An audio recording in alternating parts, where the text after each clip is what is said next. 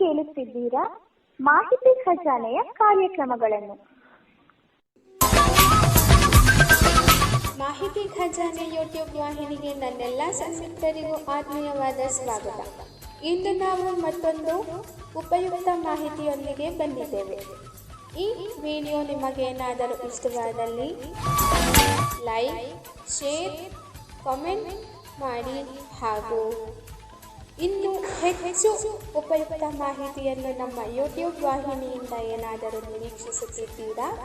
ನಿರೀಕ್ಷಿಸಿದಲ್ಲಿ bell icon ಅನ್ನು click ಮಾಡುವುದರ ಮೂಲಕ ಸಬ್ಸ್ಕ್ರೈಬ್ ಆಗಿ.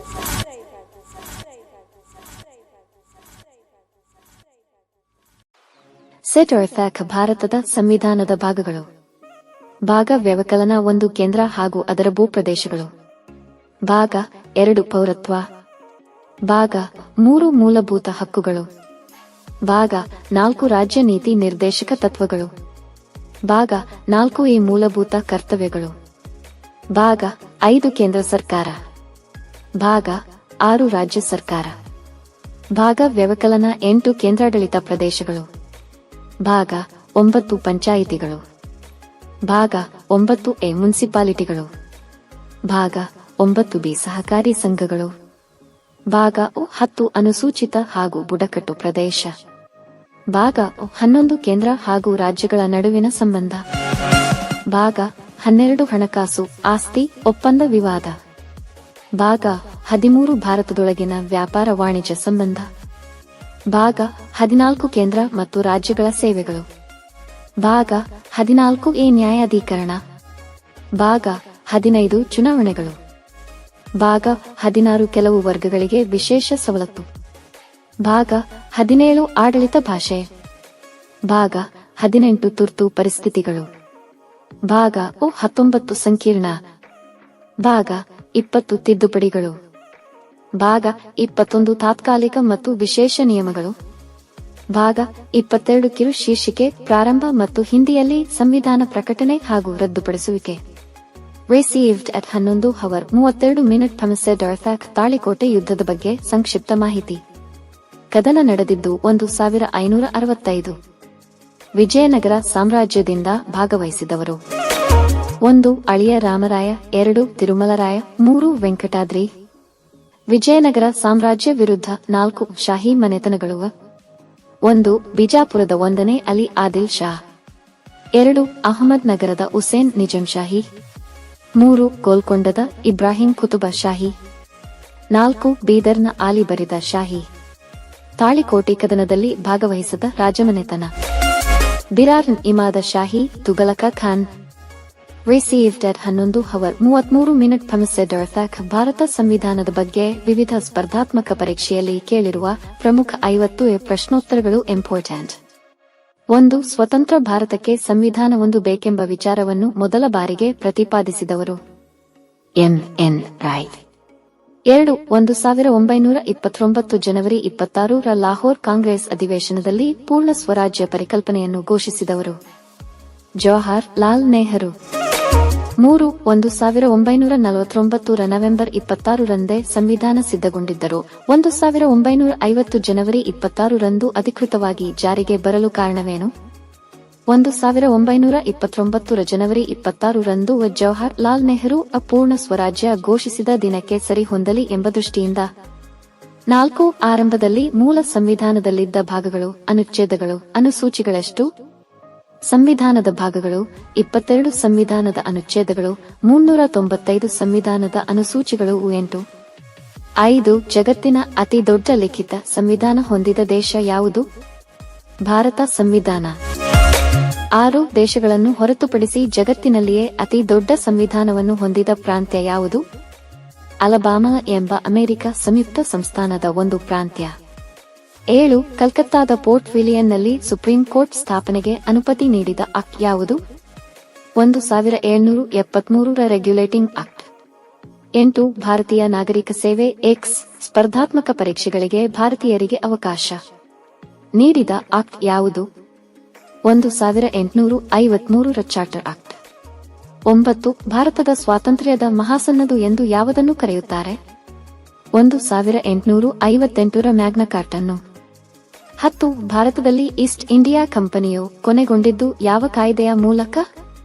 1858 ಭಾರತ ಸರ್ಕಾರ ಕಾಯ್ದೆ. 11. ಸೆಕ್ರೆಟರಿ ಆಫ್ ಸ್ಟೇಟ್, ರಾಜ್ಯ ಕಾರ್ಯದರ್ಶಿ ಕಚೇರಿ ಹಾಗೂ ಕೌನ್ಸಿಲ್ ಆಫ್ ಇಂಡಿಯಾ ಸ್ಥಾಪನೆಯಾದದ್ದು ಭಾರತ ಸರ್ಕಾರ ಕಾಯ್ದೆಯ ಮೂಲಕ. 12. ಇಂಡಿಯನ್ ಕೌನ್ಸಿಲ್ ಆಕ್ಟ್ 1909 ಇನ್ನು ಮಾರ್ಲೆ ಮಿಂಟೋ ಸುಧಾರಣೆ ಎಂದು ಕರೆಯಲು ಕಾರಣವೇನು? Morley secretary of state for India, Minto viceroy ಸೇರಿ ಈ ಕಾಯ್ದೆಯನ್ನು ಜಾರಿಗೆ ತಂದಿದ್ದರಿಂದ. 13. ಮುಸ್ಲಿಂರಿಗೆ ಪ್ರತ್ಯೇಕ ಚುನಾವಣೆಯ ಕಲ್ಪಿಸಿದ ಕಾಯ್ದೆ ಯಾವುದು? 1909 ಮಿಂಟೋ ಮಾರ್ಲೆ ಸುಧಾರಣೆ ಕಾಯ್ದೆ. 14. ಮಾಂಟೆಗ್ ಹಾಗೂ ಚೆಮ್ಸ್ಫೋರ್ಡ್ ನೇತೃತ್ವದ ಸಮಿತಿ ರಚಿಸಿದ್ದು ಯಾವಾಗ? 1919. 15. ಒಂದು ದೇಶವು ಅನುಸರಿಸುವ ಮೂಲಭೂತ ಕಾನೂನನ್ನು ಎನ್ನುವರು? ಸಂವಿಧಾನ. 16. ಸಂವಿಧಾನವು ಯಾರ ಹಕ್ಕುಗಳನ್ನು ರಕ್ಷಿಸುತ್ತದೆ? ಪ್ರಜೆಗಳ. 17. ಸಂವಿಧಾನದ ಹೃದಯ ಯಾವುದು? ಪ್ರಸ್ತಾವನೆ. 32ನೇ ವಿಧಿಯನ್ನು ಸಂವಿಧಾನ ಹೃದಯ ಆತ್ಮ ಎಂದು ಸಹ ಕರೆಯುತ್ತಾರೆ. 18. ಜಗತ್ತಿನ ಅತಿದೊಡ್ಡ ಪ್ರಜಾಪ್ರಭುತ್ವ ದೇಶ ಯಾವುದು? ಭಾರತ. 19. ಭಾರತದ ಸಂವಿಧಾನದ ಆದರ್ಶವೇನು? ಸುಖಿ ರಾಜ್ಯವನ್ನು ಸ್ಥಾಪಿಸುವುದು. 20. ಸಂವಿಧಾನ ದಿನ ವನ್ನು ಯಾವಾಗ ಆಚರಿಸಲಾಗುತ್ತದೆ? ನವೆಂಬರ್ 26. 21. ಭಾರತ ಸಂವಿಧಾನದ ರಚನಾ ಸಮಿತಿಯನ್ನು ಈ ಕೆಳಗಿನ ಯಾವ ಸಮಿತಿಯ ಶಿಫಾರಸ್ಸಿನ ಮೇಲೆ ಸ್ಥಾಪಿಸಲಾಯಿತು? ಕ್ಯಾಬಿನೆಟ್ ಆಯೋಗ. 22. ಸಂವಿಧಾನ ರಚನಾ ಸಭೆಯ ಪ್ರಥಮ ಅಧಿವೇಶನ ನಡೆದದ್ದು ಯಾವಾಗ? 1946ರಲ್ಲಿ. 23. ಭಾರತ ಸಂವಿಧಾನದ ರಚನಾ ಸಮಿತಿಯ ಅಧ್ಯಕ್ಷರು ಯಾರು? ಡಾ. ಬಾಬು ರಾಜೇಂದ್ರ ಪ್ರಸಾದ್. 24. ಸಂವಿಧಾನ ರಚನಾ ಸಭೆಯ ಮೊದಲ ಸಭೆ ನಡೆದದ್ದು ಯಾವಾಗ? 1946 ಡಿಸೆಂಬರ್ 9. 25. ಸಂವಿಧಾನ ರಚನಾ ಸಭೆಯ ಮೊದಲ ಸಭೆಯ ಅಧ್ಯಕ್ಷತೆ ವಹಿಸಿದವರು ಯಾರು? ಡಾ. ಸಚ್ಚಿದಾನಂದ ಸಿನ್ಹಾ. 26. ಭಾರತದ ಸಂವಿಧಾನದ ರಚನಾ ಸಭೆಯ ಸಲಹೆಗಾರರು ಯಾರು? ಬಿ.ಎನ್. ರಾಯ್. 27. ಸಂವಿಧಾನ ರಚನಾ ಸಮಿತಿಯ ಕಾನೂನು ಸಲಹೆಗಾರರಾದ ಬಿ.ಎನ್. ರಾವ್ ಅವರ ಪೂರ್ಣ ಹೆಸರೇನು? ಬೆನಗಲ್ ನರಸಿಂಹರಾವ್. 28. ಭಾರತದ ಸಂವಿಧಾನದ ರಚನಾ ಸಭೆಯ ಉಪಾಧ್ಯಕ್ಷರು ಯಾರು? ಪ್ರೊ. ಎಚ್.ಸಿ. ಮುಖರ್ಜಿ. 29. ಭಾರತದ ಸಂವಿಧಾನ ರಚನಾ ಸಭೆಯು ಒಟ್ಟು ಎಷ್ಟು ಸಮಿತಿಗಳನ್ನು ಒಳಗೊಂಡಿತ್ತು? 22. 30. ಯಾರನ್ನು ಸಂವಿಧಾನದ ಪಿತಾಮಹ ಎಂದು ಕರೆಯುತ್ತಾರೆ? ಡಾ. ಬಿ. ಆರ್. ಅಂಬೇಡ್ಕರ್ ರವರನ್ನು. 31. ಸಂವಿಧಾನದ ಕರಡು ಸಮಿತಿಯ ಅಧ್ಯಕ್ಷರು? ಡಾ. ಬಿ. ಆರ್. ಅಂಬೇಡ್ಕರ್. 32. ಸಂವಿಧಾನದ ಪ್ರಿಯಾಂಬಲ್ ಪೀಠಿಕೆ ಎಂದರೇನು? ಸಂವಿಧಾನದ ಗುರಿ ಏನು ಎಂದು ಸೂಚಿಸುವ ಪರಿಚಯಾತ್ಮಕ ಮುನ್ನುಡಿಯೇ ಪ್ರಿಯಾಂಬಲ್. 33. 1976ರ 42ನೇ ತಿದ್ದುಪಡಿ ಶಾಸನದ ಮೂಲಕ ಯಾವ ಪದಗಳನ್ನು ಸಂವಿಧಾನದ ಪೀಠಿಕೆಗೆ ಸೇರಿಸಲಾಯಿತು? ಸಮಾಜವಾದಿ, ಧರ್ಮ ನಿರಪೇಕ್ಷ, ಅಖಂಡತೆ.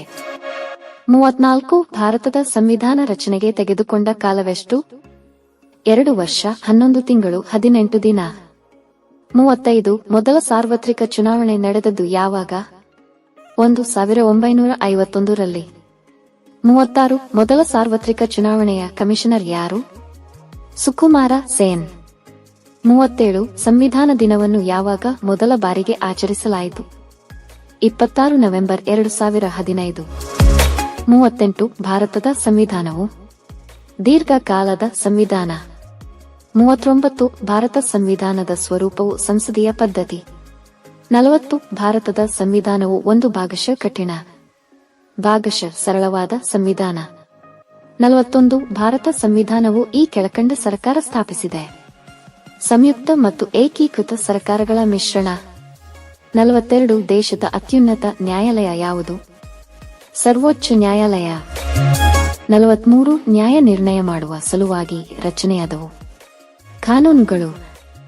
44. ಭಾರತ ಸಂವಿಧಾನದ ಯಾವ ಭಾಗದಲ್ಲಿ ಮೂಲಭೂತ ಹಕ್ಕುಗಳನ್ನು ಒಳಗೊಂಡಿದೆ? ಭಾಗ ವ್ಯವಕಲನ 3. 45. ರಾಜ್ಯ ನಿರ್ದೇಶಕ ತತ್ವಗಳನ್ನು ಯಾವ ಸಂವಿಧಾನದಿಂದ ತೆಗೆದುಕೊಳ್ಳಲಾಗಿದೆ? ಐರಿಷ್ ಸಂವಿಧಾನದಿಂದ. 46. ರಾಜ್ಯ ನಿರ್ದೇಶಕ ತತ್ವಗಳು ಯಾವ ಗುರಿಗಳನ್ನು ಹೊಂದಿವೆ? ಆರ್ಥಿಕ ಹಾಗೂ ಸಾಮಾಜಿಕ ನ್ಯಾಯ received at 11:33 Baisavaraج reacted with said earthquake. ದಕ್ಷಿಣ ಭಾರತದ ಪ್ರಮುಖ ನದಿಗಳು, ಅವುಗಳ ಉಗಮ ಸ್ಥಳ, ಕೊನೆಗೆ ಸೇರುವ ಸ್ಥಳ ಹಾಗೂ ಉಪನದಿಗಳ ಕುರಿತು ಸಂಪೂರ್ಣ ಮಾಹಿತಿ. 1. ನದಿ ಕೃಷ್ಣಾ, ಪೂರ್ವಕ್ಕೆ ಹರಿಯುವ ನದಿ. ನದಿಯ ಉಗಮ ಸ್ಥಾನ ಮಹಾರಾಷ್ಟ್ರದ ಮಹಾಬಲೇಶ್ವರ. ಕೊನೆಗೆ ಸೇರುವ ಪ್ರದೇಶ ಬಂಗಾಳಕೊಲ್ಲಿ, ಆಂಧ್ರಪ್ರದೇಶ. ಉಪನದಿಗಳು ತುಂಗಭದ್ರಾ, ಕೊಯ್ನಾ, ಘಟಪ್ರಭಾ, ಮಲಪ್ರಭಾ, ಭೀಮಾ, ದಿಂಡಿ, ಯರ್ಲಾ, ವರ್ಣಾ, ಪಂಚಗಂಗಾ, ದೂದಗಂಗಾ, ದೋಣಿ ಮತ್ತು ಮೂಸಿ. 2. ನದಿ ನರ್ಮದಾ, ರೇವಾ, ಪಶ್ಚಿಮಕ್ಕೆ ಹರಿಯುವ ನದಿ. ನದಿಯ ಉಗಮ ಸ್ಥಾನ ಅಮರಕಂಟಕ್, ಮಧ್ಯಪ್ರದೇಶ. ಕೊನೆಗೆ ಸೇರುವ ಪ್ರದೇಶ ಅರಬ್ಬಿ ಸಮುದ್ರ. ಉಪನದಿಗಳು ಶೇರ್, ಶಕ್ಕರ್, ದುದಿ, ತವಾ, ಹಿರನ್, ಬರ್ನಾ, ಚೋರಲ್, ಕರಂ. 3. ನದಿ ಮಹಾನದಿ, ಪೂರ್ವಕ್ಕೆ ಹರಿಯುವ ನದಿ. ನದಿಯ ಉಗಮ ಸ್ಥಾನ ನಗರಿ, ಟೌನ್, ಎರ್ತಿಸ್ಗಡ. ಕೊನೆಗೆ ಸೇರುವ ಪ್ರದೇಶ ಬಂಗಾಳಕೊಲ್ಲಿ. ಉಪನದಿಗಳು ಸಿಯೋನಾಥ್, ಹಸ್ಟಿಯೋ, ಜೋಂಗ್, ಇಬ್, ಓಂಗ್, ಮಂಡ್, ಟೆಲೆನ್, ಸುವರ್ಣರೇಖಾ. 4. ನದಿ ಕಾವೇರಿ, ಪೂರ್ವಕ್ಕೆ ಹರಿಯುವ ನದಿ. ನದಿಯ ಉಗಮ ಸ್ಥಾನ ಕರ್ನಾಟಕ, ಕೊಡಗು. ಕೊನೆಗೆ ಸೇರುವ ಪ್ರದೇಶ ಬಂಗಾಳಕೊಲ್ಲಿ. ಉಪನದಿಗಳು ಅಮರಾವತಿ, ಹಾರಂಗಿ, ಲೋಕಪಾವನಿ, ಅರ್ಕಾವತಿ, ಲಕ್ಷಣತೀರ್ಥ, ಕಪಿಲಾ, ಶಿಂಷಾ, ಹೇಮಾವತಿ, ನೋಯಲ್, ಕಬಿನಿ, ಸುವರ್ಣಾವತಿ, ಭವಾನಿ. 5. ನದಿ ಗೋದಾವರಿ, ಪೂರ್ವಕ್ಕೆ ಹರಿಯುವ ನದಿ. ನದಿಯ ಉಗಮ ಸ್ಥಾನ ತ್ರಿಯಂಬಕ್, ನಾಸಿಕ್. ಕೊನೆಗೆ ಸೇರುವ ಪ್ರದೇಶ ಆಂಧ್ರಪ್ರದೇಶ, ಬಂಗಾಳಕೊಲ್ಲಿ. ಉಪನದಿಗಳು ಪೂರ್ಣ, ಪ್ರವರ, ಇಂದ್ರಾವತಿ, ಮಂಜೀರಾ, ಬಿಂದುಸಾರ, ಶಬರಿ, ವಾರ್ಧಾ, ವೇನ್ಗಾಂಗಾ. 6. ನದಿ ತಪತಿ, ಪಶ್ಚಿಮಕ್ಕೆ ಹರಿಯುವ ನದಿ. ನದಿಯ ಉಗಮ ಸ್ಥಾನ ಬೇತುಲ್, ಮಧ್ಯಪ್ರದೇಶ. ಕೊನೆಗೆ ಸೇರುವ ಪ್ರದೇಶ ಅರಬ್ಬಿ ಸಮುದ್ರ, ಗುಜರಾತ್.